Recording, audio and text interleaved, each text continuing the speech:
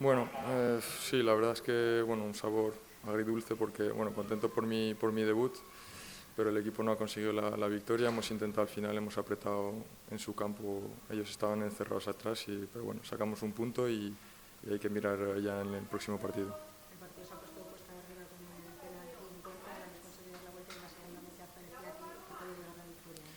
Sí, se nos ha puesto cuesta arriba, como dices, por el penalti, la jugada del penalti. Ellos tampoco es que hayan llegado mucho, han tenido muchas ocasiones, pero bueno, nosotros hemos seguido en lo nuestro, hemos seguido apretando y bueno, no ha podido ser los 3 puntos, pero nos llevamos uno.